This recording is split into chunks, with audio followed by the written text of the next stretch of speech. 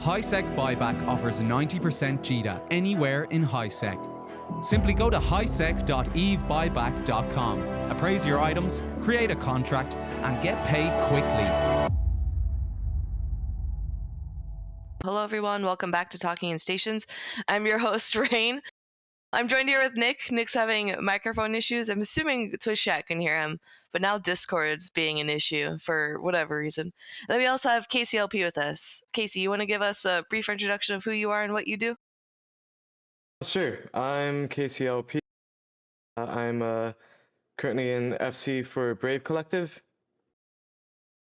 All right, good to have you on. So our topic today is going to be about the war in the North, but first we're going to start off with the news about dock workers.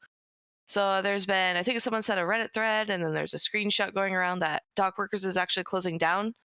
I believe their main leader, whose name I forget, and if I say it, I know it's going to be wrong. Who is it? Is it Alexander? I want to say Alexander, but I think that's wrong. Oh yeah, Alexander stepped down leadership, and then all the other corp CEOs took a vote, and then they just decided to go their separate ways. So dock workers has been a presence, I feel like I want to say the last couple of years, but it's probably longer, and faction warfare space, but also just all over. I think we've seen them across, I want to say, I've seen them in a lot of nullsec fights. I don't know if they took part in Vietnam, World War B2, but they've made their presence known. I always am sad when alliances die. I'm not sure if Casey, if you know much about them. I don't know too much about them, but I've interacted with them a couple times. One of their main, before this announcement, one of their main FCs actually, who was ex-Brave, went back to Brave. That's as far as I know about the current situation. Yeah, so I mean, Braves having lots of fun, obviously, but yeah, so it's not fun. Hopefully, I want to say, even though people aren't doing stuff in dock workers, hopefully they stay in the game. Watching alliances fall usually means some of the folks leave the game, which isn't good for anyone. Like the game needs people, the game needs population, so it kind of sucks. Can you hear me now? We obviously have some fans in the chat talking them up, so they will be missed. So but otherwise there's not much more there. I don't normally when stuff like this happens there's usually like drama.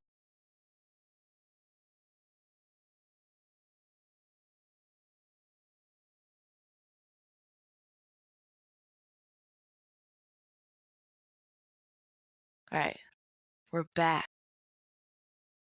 Hopefully I didn't break too much. No, you're good. I can hear you. Yay. All right. Yeah, evidently they can in the chat also. One of the things I wanted to bring up was there is a extensive Reddit thread going on about the dock worker thing. Some of it's complimentary, some of it's not. You know, typical Reddit stuff. They did mention that there's a bunch of, that the court leaderships had decided to go their own way, but no one's bailed out a dock worker yet. So I think they're pure supposition on my part, waiting for folks to get their stuff moved, get things safe, and then it happens. But when you look over at Dotland, like nobody's left yet. Yeah, that would make sense because I think because of how I don't want to say big they were, but like how large their presence was, they have like capitals and stuff like that, and then it's low sec space, so they're going from like citadels to NPC stations or like more public stations. So I think that would be it's like a pretty easy move, I think. Not like you're evacing out of, I don't know, like nullsec or something like that.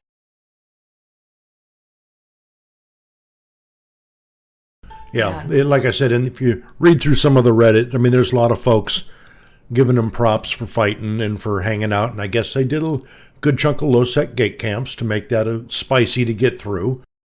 And then, of course, there's the salty folk, with the, you killed another alliance, kind of the whole gamut of stuff you'd expect to see on EVE. Yeah. So, but yeah, they're shuttering their doors like similar alliances in the past. Hopefully, maybe they'll all come back with the faction warfare rework and they're just taking time off for the summer because summer and going outside is fun. But we'll have to see. So, unless any of you had more thoughts, I kind of want to shift gears. TLDR, why they're shutting down. Oh, leadership is leaving. So I think their main guy left, Alexander, and then everyone else voted to just kind of go their separate ways. All right, so that was a Twitch chat question. So we can shift gears to talk about the war in the north. So Casey, I'll start first by summarizing it how an outside perspective thinks based on what I saw like a week ago when I was streaming. So from what I know, Fraternity lives a lot in the north, and then you have folks like Brave and Volta who also live in the north, and they're neighbors. For whatever reason, they've declared war. I think Fraternity's perspective is we want more land, and Volta and Brave are saying no, this is our land, or land space, I guess is the right way. And then everyone has friends involved. So when I say fraternity, I mean really Winterco. And then when I say Volta, I really mean was it Greater Trash Coalition, which includes Brave and all these other alliances. So the long story short is we have now two kind of sides fighting in the north, and some other groups come up. Like I remember NCDOT got called up, and then some people hinted that other people were called to fight, but then didn't show up. But yeah, so I don't know, Casey, if you want to take us from there, how accurate is that? Do you have any higher level history or backstory? Quick question that I'm sure Casey will be able to answer. Is this confined to the Decline and Branch area, or is it more global in the north? So fighting has really been kind of spread out. So you have right now a lot of the main fighting is actually happening in Pureblind, but you also have smaller level skirmishes going on in Fade, Declan, Branch, even Tribute, Vale, and Tino. And you have all sorts of SIGs deployed to the back lines, and you also have, interestingly enough, there's also some fighting going on the opposite side of Fraternity's territory in Geminate as Arcos Corps and some other groups like High-Sec Miners are taking advantage of the war to hit Fraternity's renter space on the other side of the map as well. Yeah, as you're going over those areas, I'm kind of popping to them on the dotland with the kills in the last 24 hours shown. So as you see the darker colors, there's more activity in those particular areas for the folks watching.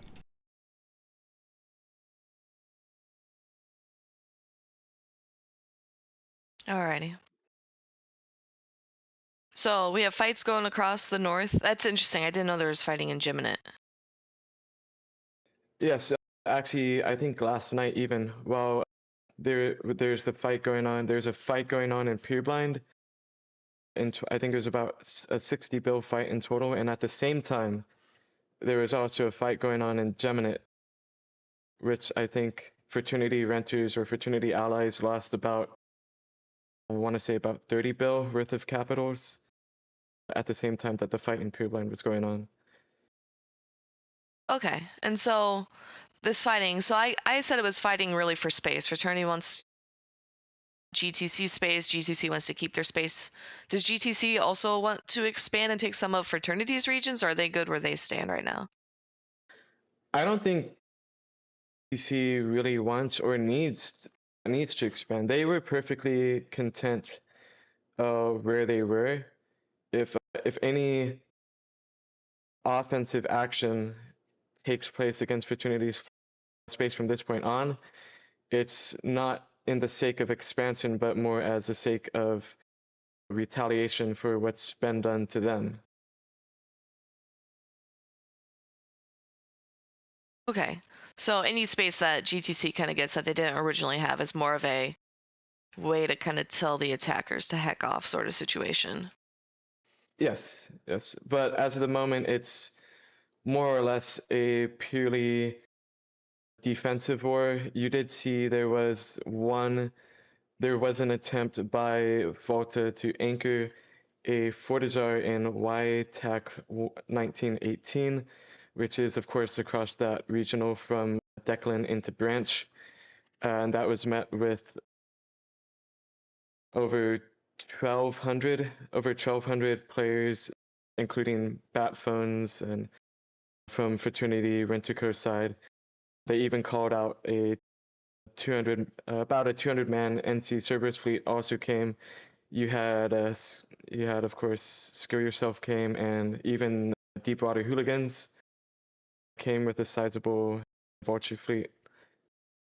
Now, you had mentioned you're a Brave Collective FC. So, what has been your part in this so far? What have you been working on yourself? Mainly, I've been mostly mainly reacting. I'd say about 70 to 80% reacting to FRT fleets that come into our space or GTC space. I've also done some stuff at the beginning of the war. There's some stuff that was going on in Pakvan, where we were coordinating fraternities now Vola Fortisar, reinforcing at the same time as other Fortisars in Nullsec. As well, I've also done some capital and super FCing, but not as much as the other FCing I've done. Now, I'm just kind of off topic, but kind of not, is what do you like FCing in the subcap line? Because we all have our particular favorites.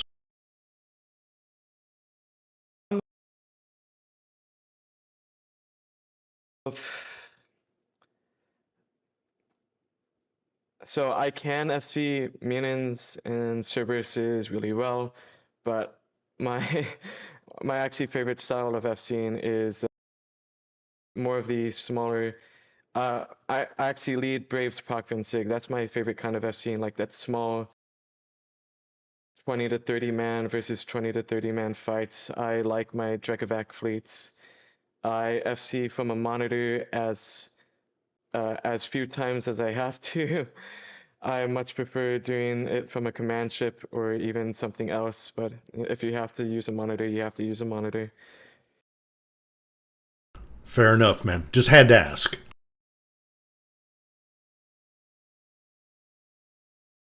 Now I kind of forgot where we were going because we were talking about your experience of seeing.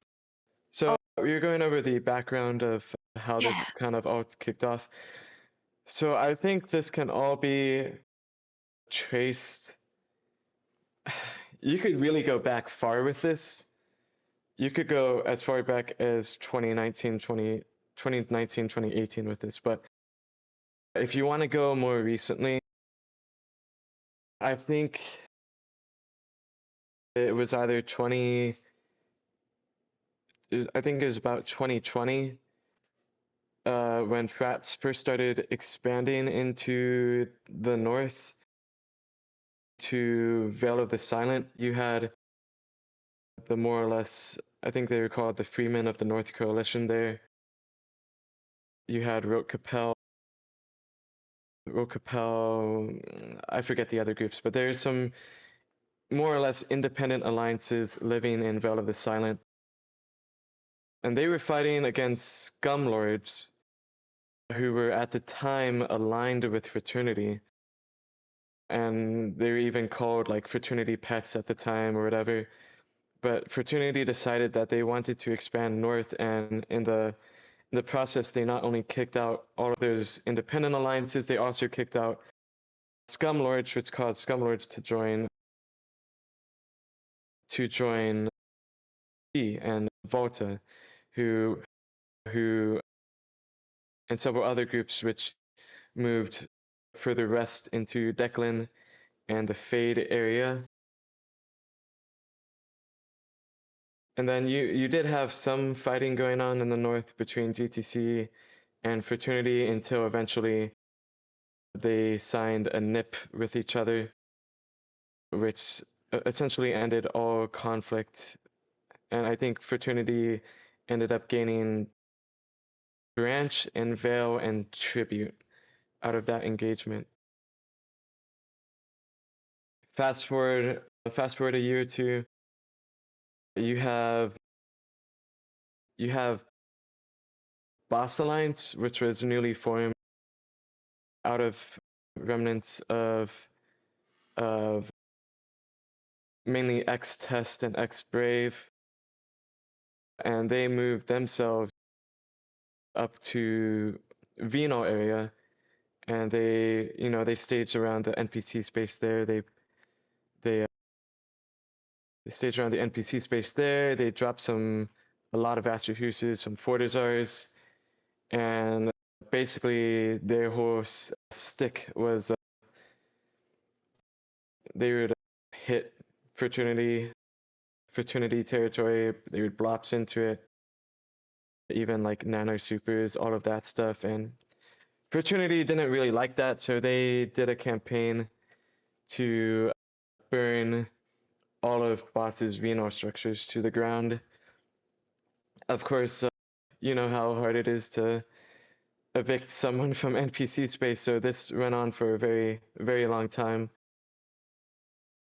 I think it started in the late 2021, and it going on into early 2022. And at this time, you really saw the first signs of a GTC Brave sort of partnership forming, because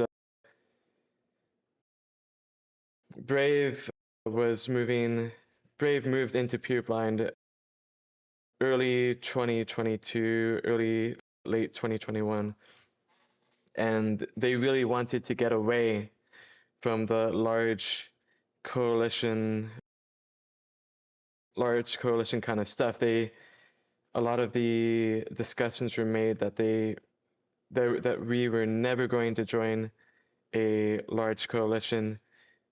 We were never going to join Imperium, Rintico, PanFam. We more or less wanted to stick it out on our own in Pureblind. And so while this fighting was going on in Vino, you would have fleets from Brave and GTC showing up to support Boss against Fraternity, because we're all about supporting like the smaller guys against the bigger guys. And more or less you even had Brave using the jump bridges to get up to the north faster.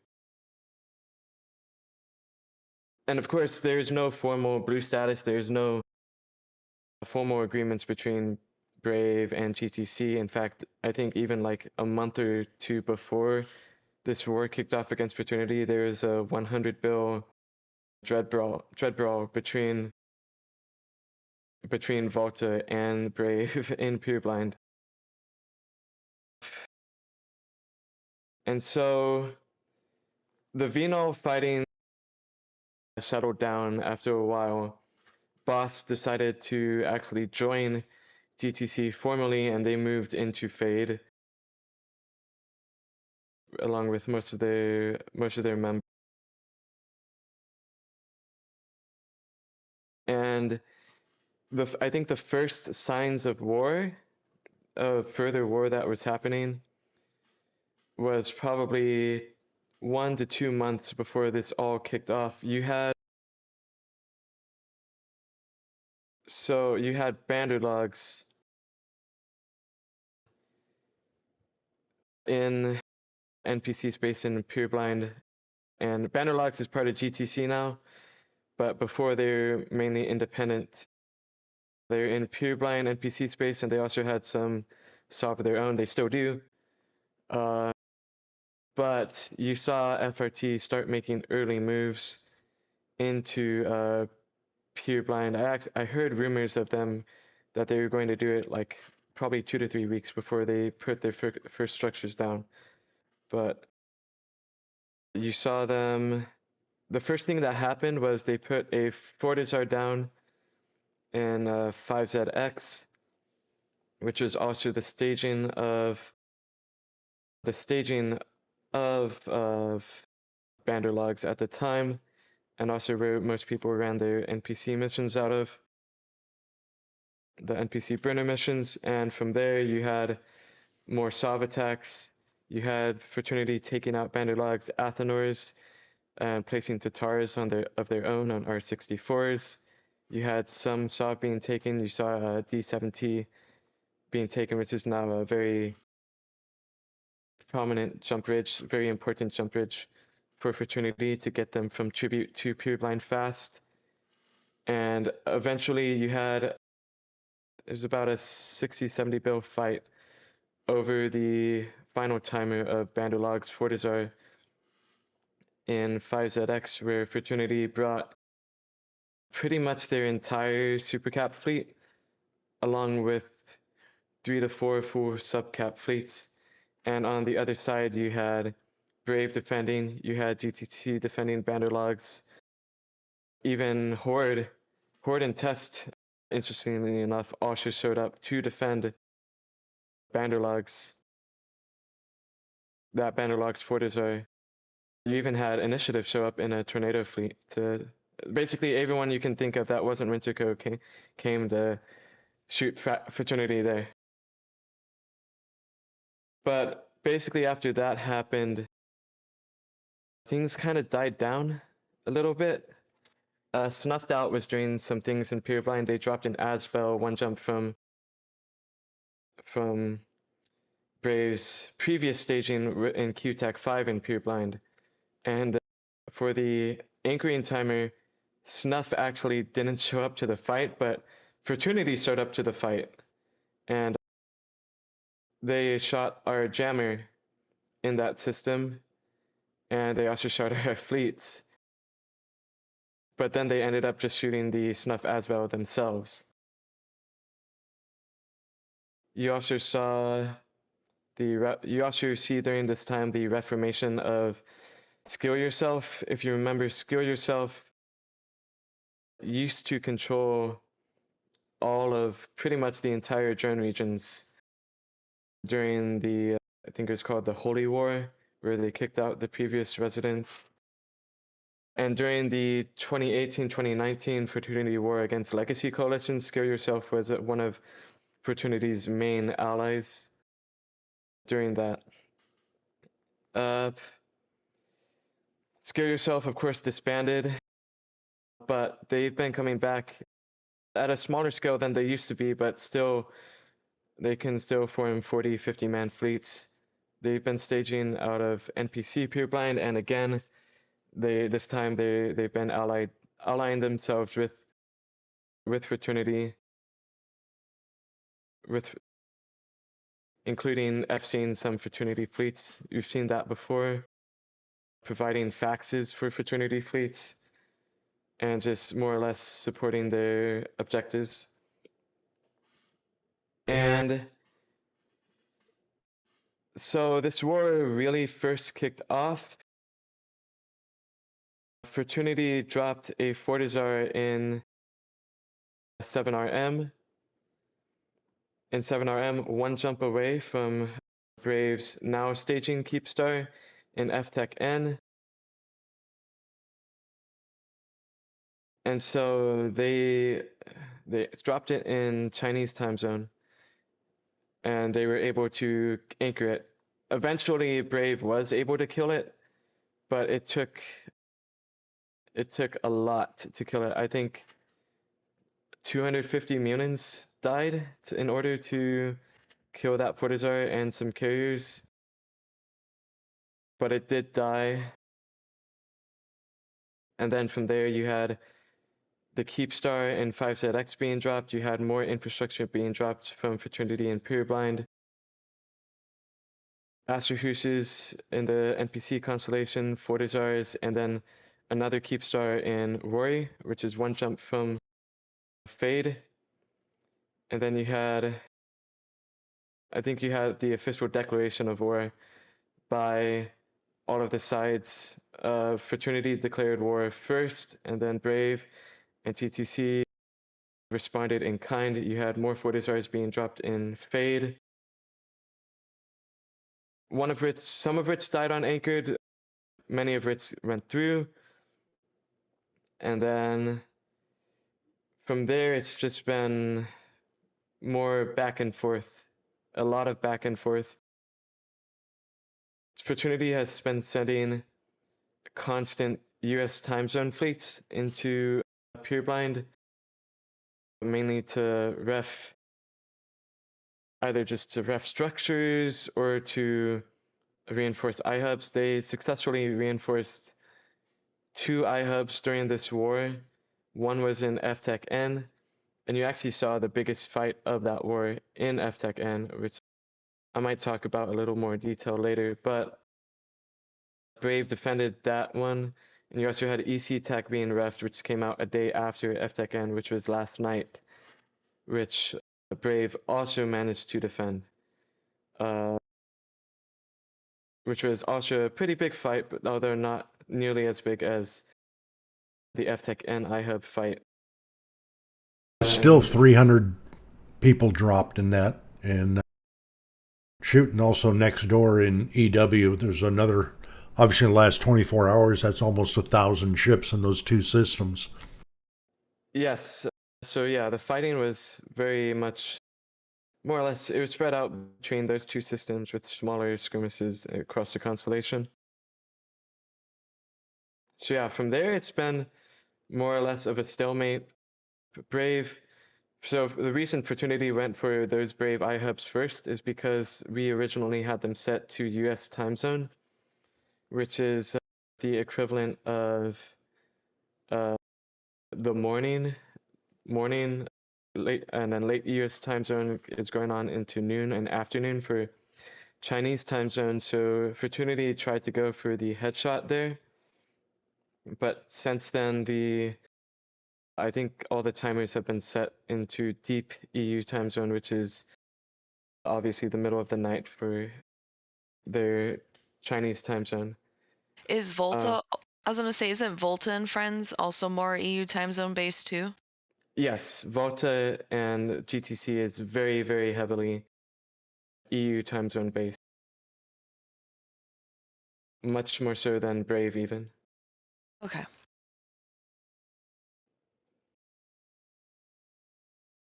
Thank you, Nick. But yeah, I feel like it seems like people who were paying attention knew a war was coming, whereas everyone else, like, I was pretty surprised. I was like, oh, why are they fighting a war? Like, that's kind of weird. And then, like, the whole wanting to, I think Fraternity's incentive of wanting to expand their space is kind of weird too. But it could also be, I think I've heard some folks say this of like, oh, it's just a war for content. It's not a big deal. You're just saying, oh, there's a war, so you can hit some iHubs and then actually have some good fights. Which, from what you're describing, it sounds like there have been some good fights. Like Fraternity gets to use their like super cat fleet. You obviously get a FC tons of fleets and whatnot. Yes, I would say on average every single night, really, there's been at least one 10 bill plus fight nearly every single night. In fact, I just posted a battle report from the FTech N iHub timer in one of the channels. Yeah, I got it. I don't know. That I was gonna say, Nick, do you want to I show can that? pull Do you that wanna up. show that Sure. one, Casey? I got it. Yes. Yeah. All right, go on, Casey. That fight, I think, in probably in the 6 years, 6 to 7 years that I've been playing, it's been easily one of my top 3 easy favorite fights, if not my favorite fight.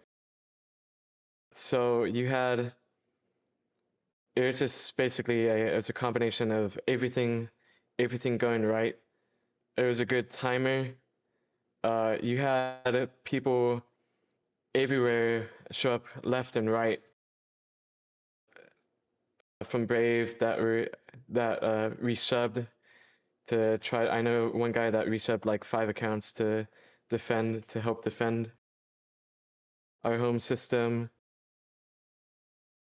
But you had not only that, but you had everyone from different alliances show up out of the woodworks, from people we didn't even know that were messaging us to see if they could help out. And we did actually have a lot of neutral groups that did show up and help.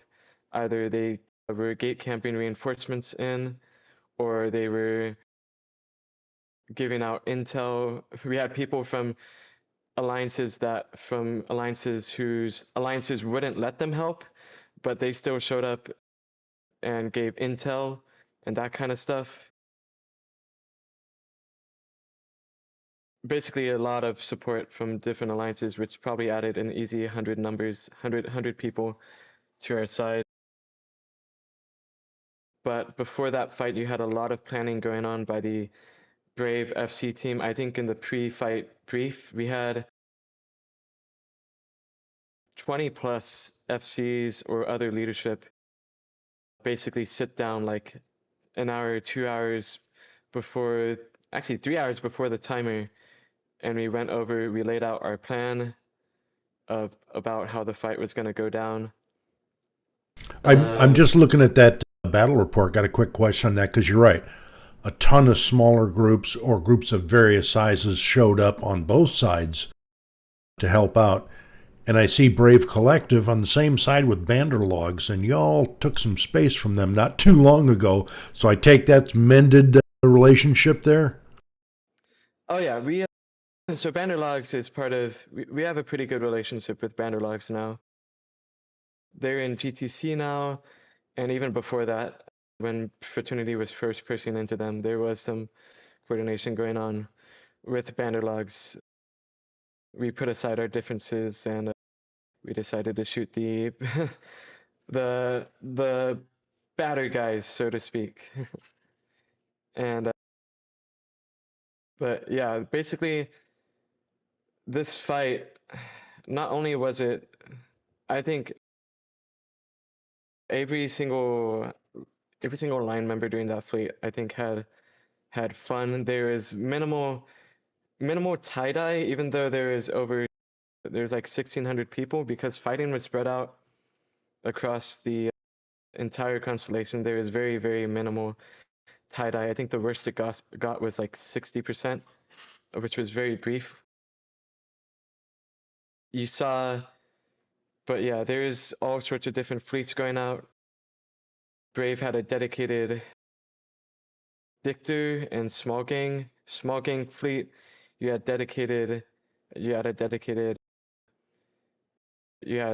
three fleets from three mainline fleets from Brave. There is a hack fleet.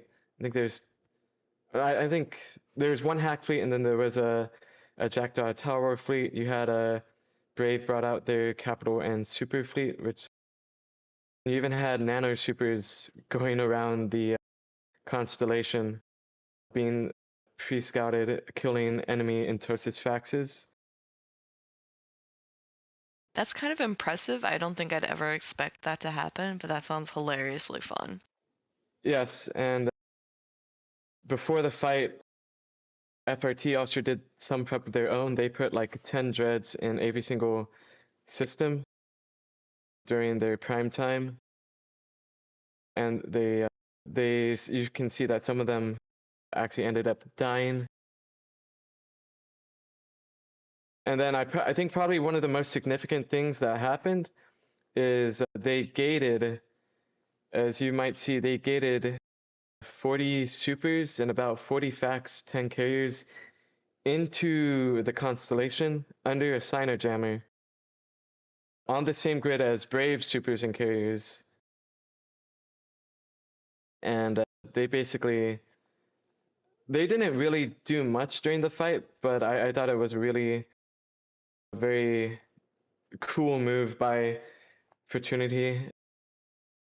I think when they first gated in, they lost like 2 apostles before our supers and carriers got pretty much fully defanged by their SS fighters from their carriers. And of course, we didn't have that many to begin with. We had, I think 6 supers, 5 carriers or something like that against their 40 carriers and 40 supers and 10 carriers. But after they gated in, they basically burned back to the gate and jumped back out. It's still a gutsy move. I just like it, you know? Yeah, and we actually had there's a neutral fleet from Sigma Grind set on the other side with flycatchers, a flycatcher fleet that actually, so basically from the super fleet jumping in to them trying to get back out, took them about 90 minutes to 2 hours because of that flycatcher fleet. And a flycatcher fleet was also instrumental in catching I think Flycatcher Fleet probably caught about 5 bill in stragglers in KLY, which in like of Munin, Zealots, and Turkish ships, which was very helpful. But yeah, this was like our first really, really big victory against Fraternity. And it was a very big morale boost. And it was just overall a very insane engagement. If you look at the hack numbers, themselves, Fraternity brought just under 500 hacks worth of Zealots, Munins. I think there's some Cerberuses as well. And on the GTC Brave side, we had just over 300. So there was a lot of maneuvering going on. There's some, at the very beginning of the fight, there was an entire Fraternity Munin fleet that was camped into a pos. I think Norris's monitor got killed one time, and we actually stole it the second time. And so yeah, it was all in all a very good, very big win for Brave, and it was, I think, the last opportunity Fraternity had to take Brave out of the picture quickly.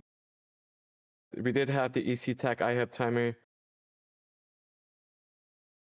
We had the EC Tech iHub timer, yes, last night, which in terms of the escort went in Fraternity's favor. I think it was 25 bill lost by Fraternity and like 30 to 35 bill lost by Brave, but the iHub was defended again by Brave. So we have a question in chat. So we're talking a lot about these fights and sort of the objectives. So I guess since you're in Brave and you guys are kind of on the defensive because Fraternity wants your space, are you just going to mostly defend until Winterco either like kicks you out or like stops, or are you guys going to actually push back against Winterco? So the thing with Winterco is they're primarily Chinese time zone, which makes any offensive plays extremely hard. If you remember, I remember the Legacy versus Winter Coalition War in I think it was 2018, 2019. That was extremely drawn out because of the time zone differences. And here we have even less numbers than we did before. And even during the FTAC N iHub timer, probably a good 300 to 400 of that from Fraternity out of the 600 they had were from their Chinese time zone corps.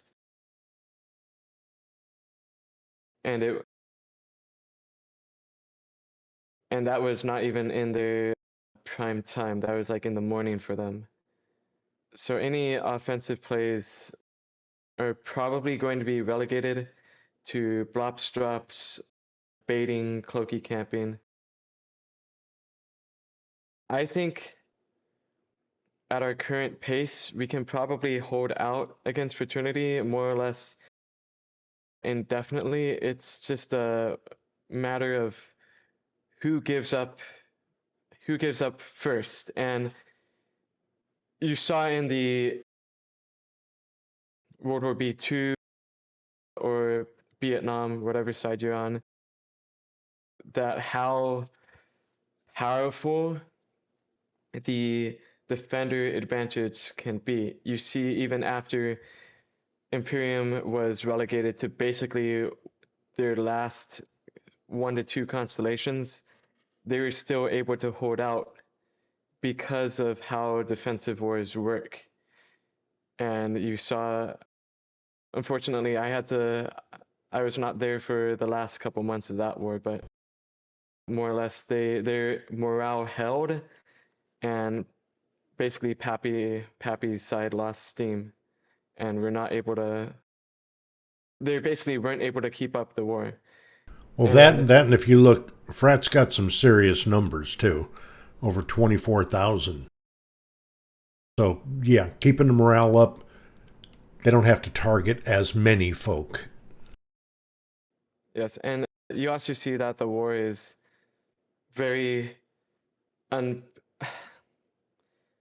don't want to speak as a whole for fraternity, but as far as I can tell, a lot of their members, looking at internal chats, internal discords, especially among their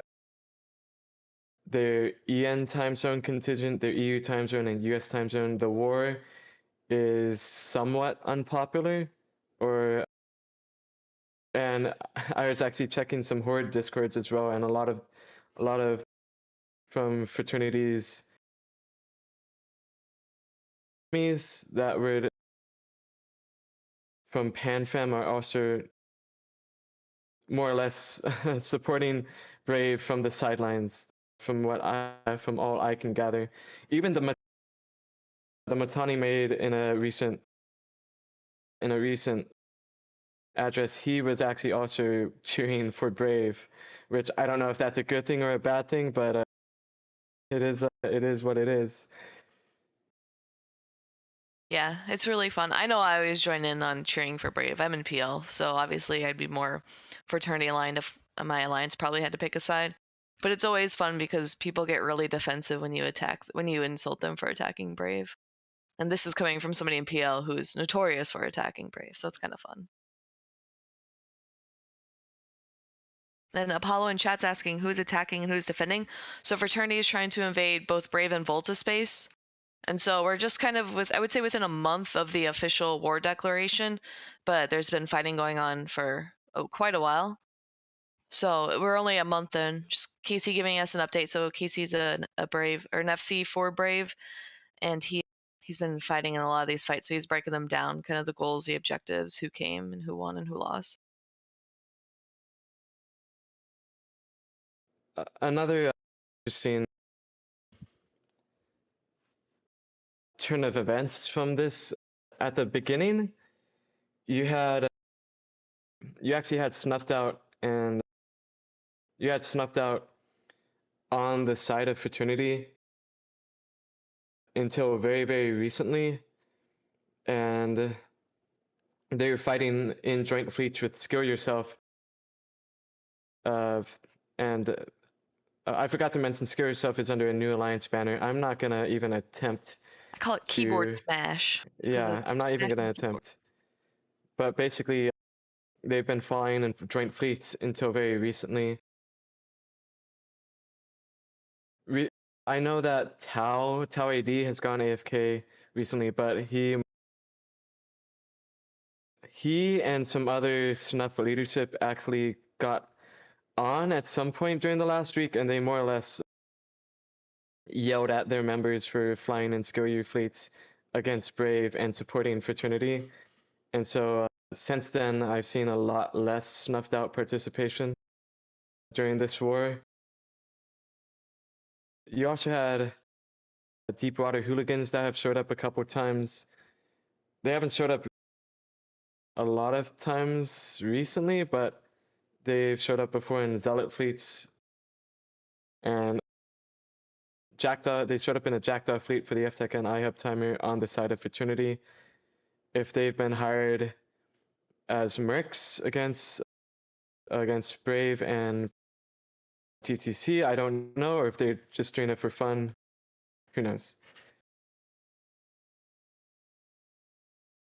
All right. Yeah, I know. I think the discussion I hear from at least Keyboard Smash is there's a lot of, they say they're getting paid by Fraternity, but I also think it's some beef with Volta. But yeah, I'm not sure in all the details. I don't know why some sides pick sides that they do. Yeah, and it wouldn't be the first time that Screw Yourself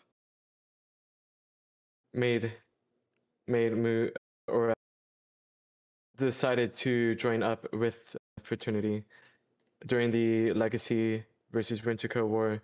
That war was preempted with Scare Yourself making offensive moves into Amencia like a month before. And the exact same thing happened here. Scare Yourself started making themselves known against Brave and TTC like a month before the war kicked off.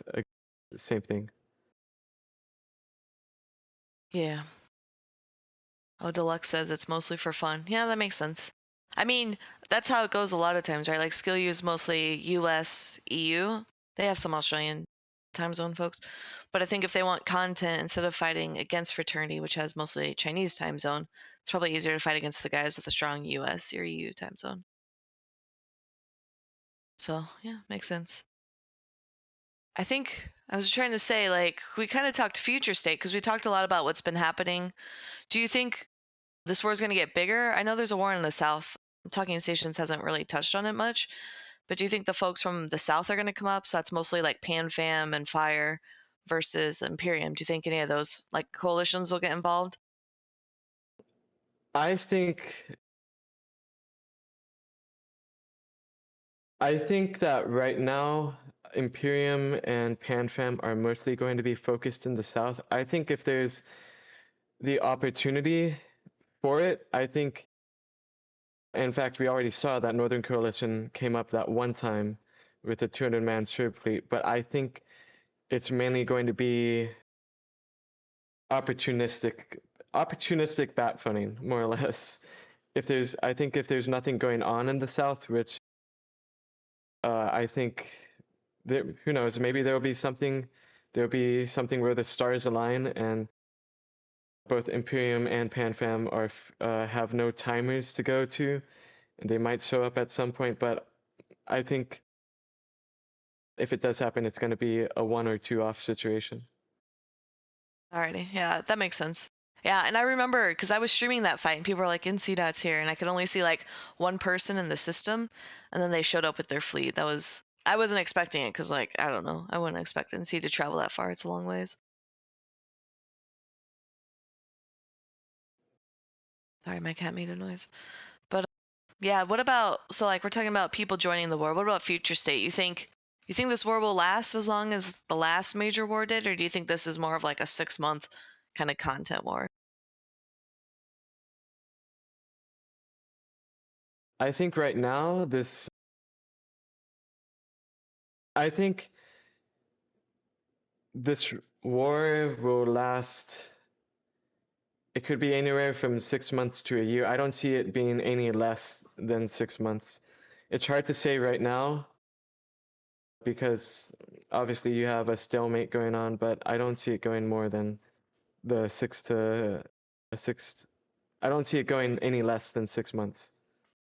Alrighty. Nick, do you have any questions? Oh, Oh no, I'm going to keep my big mouth shut for right now.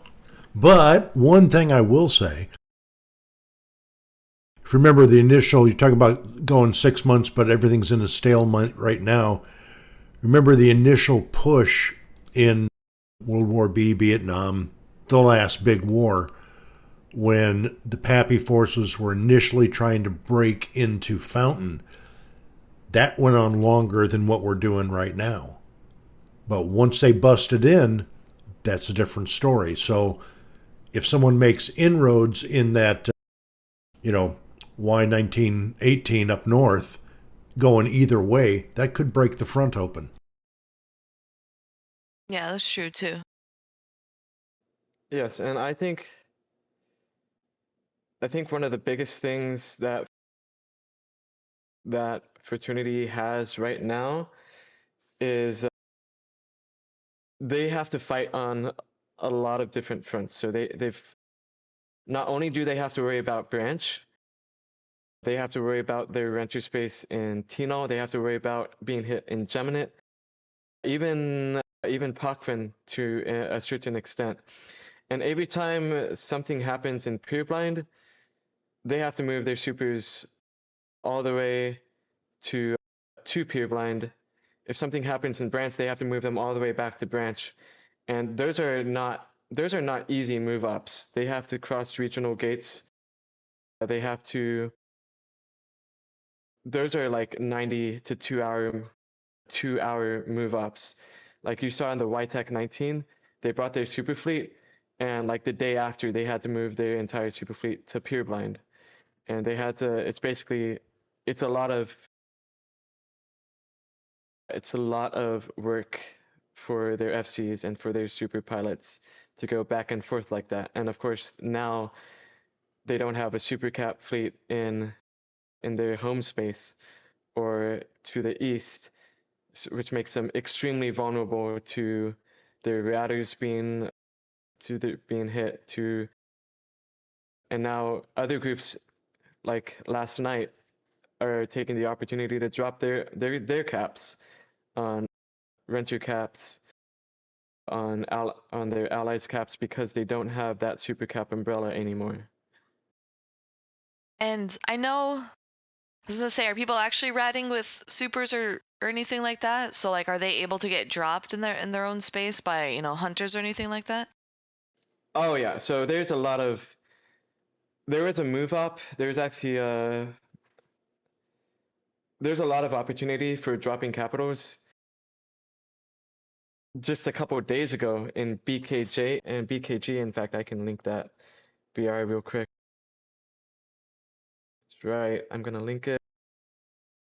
You saw a move up of, it was 14 dreads that were moving across the regional.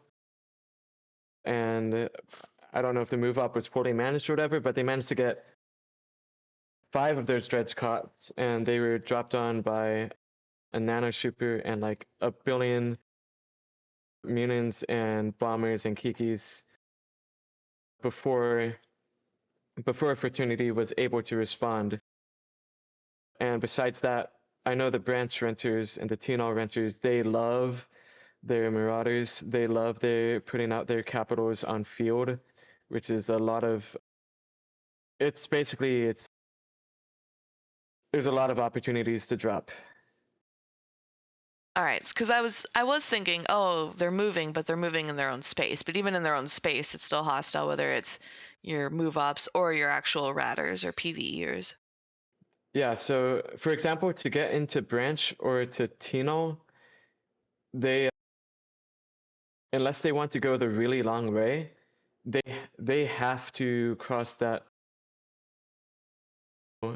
regional gate, which makes it very, very prime target. Yeah, because Vino also has NPC space, so it's really easy for people to stage out of there.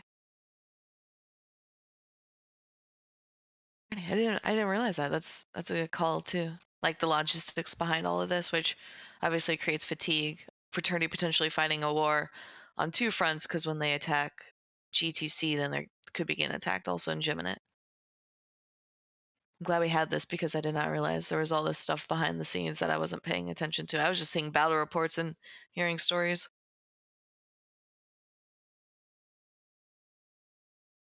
Nick, do you have a question? It looks like you're moving your mouth, but Well, I'm just thinking logistics and morale are the like 2 of the biggest factors in any of these protracted wars. So, you know, keep them bouncing back and forth, and where someone's logistics down on either side, it can get tough. I will say, I've been impressed by some of Fraternity's overall strategy. With some of the moves they have made have been pretty fun to see. Like, for example, we were, like I was talking about refing their Navola Fortizar in order to make their timers coincide with other timers.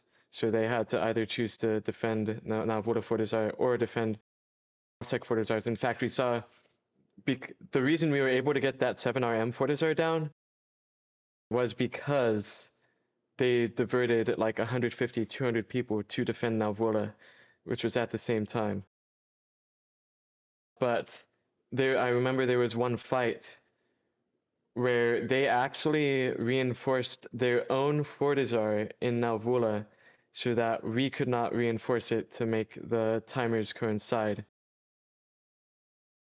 And then there's another time where they unanchored all of their jump bridges right before another timer, so that we couldn't reinforce them before the timers, which I thought was very, very cool strategy by them.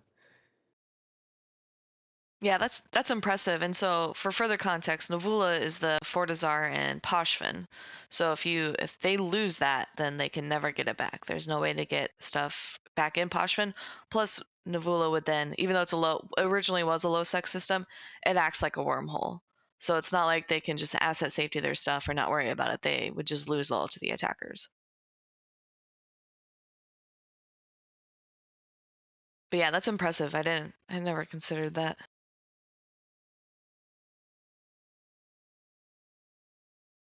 All right. So, war potentially going on. We had somebody in chat also say, I think they're from Fraternity, and he said people voted to extend the Brave Volta thing, so fatigue is not a problem. So it sounds like both sides are ready to go for at least 6 more months with fighting. I had fun. I streamed it last week, and I had fun just watching. Like I didn't have any stake in the game. There wasn't even really a fight, but it was fun streaming it and talking to folks about it. Lots of people using propaganda and like cheering for their side, so it was good to see. I haven't seen any good propaganda memes yet, so I'm starting to watch for them. Those are always great.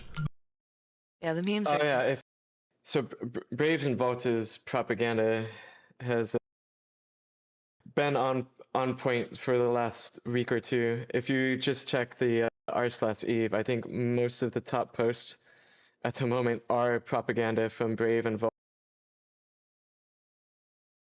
Yeah, it's been a lot of good propaganda going out. Good memeing going both ways. Outstanding.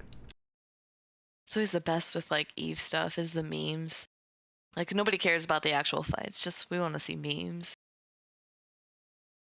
All right, I think those were all of my sort of like questions, line of thinking. I don't know, Casey, if you have anything more to add, or Nick, you have any further questions, or if anybody in chat has questions. Chat, this is your time. You can ask Casey and Rain anything related. Leave me alone. I'm just engineering. Just presses buttons in the background. Like, Casey, you have anything further you want to add or touch on, or say things we should be paying attention to?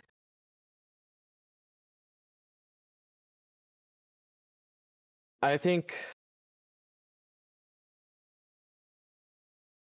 so. The EC TAC iHub was the last iHub that will ever be coming out in US time zone. So I think from there, it's going to be the ball is now in it's more or less in Brave and GTC's court. Now that basically our defensive hole has more or less been filled. So now it's gonna be a long protracted war. I don't know when the next big fight will be. Next big fight could be anytime.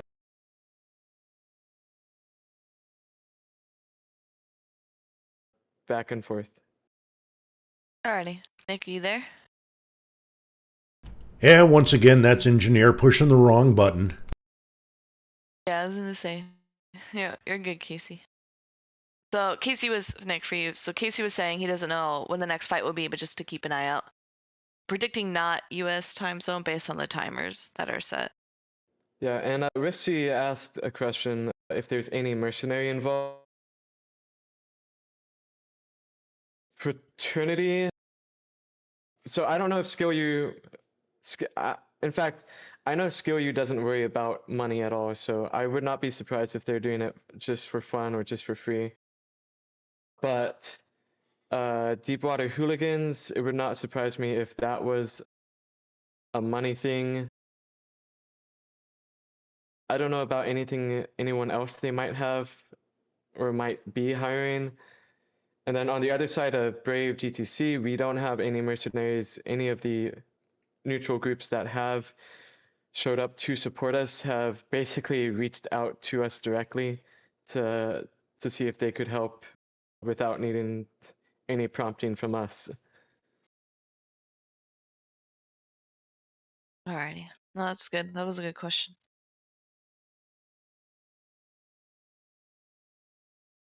All right. So if nobody else has anything, I don't know, Casey, if you have any final thoughts you want to say, shout outs or anything like that, and then we can end it for this week. I want to shout out all of those. I have a couple shout outs. I want to shout out all those and Brave EU guys that stayed up until like 2, 3 a.m. for that FTech and iHub timer. There's a lot of you folks, so thank you for that. And then I also want to shout out all the Rent2Co guys for all the great fights that have been going on, and keep bringing your A game. And of course, since when we first came into Pureblind, Braves FC bench was like, we did not have many FCs. I'll be honest, but now I've seen our FC team improve like dramatically, and all the Brave FCs have improved in their own right, and I think it's just been great to see all that personal growth happen. All right, awesome. Thank you. And so with that, we'll wrap up today's show. We do plan on having a show. Oh, actually, I'm not here next weekend. Maybe we'll have a show What? next weekend, or we can push it to Monday. So this was about the war in the North, Casey being a part of Brave FC team, talking about his side versus Fraternity and Winterco. There's also a war going on in the South. We're probably going to touch on that as well. I feel like that war has lasted at least long enough to have some decent stories. So lots of stuff going on this summer for Eve, which is actually really surprising because usually stuff never happens. So thank you. With that, I'll let Nick sign us out, and then I'll find someone to raid. All right, y'all have a good day.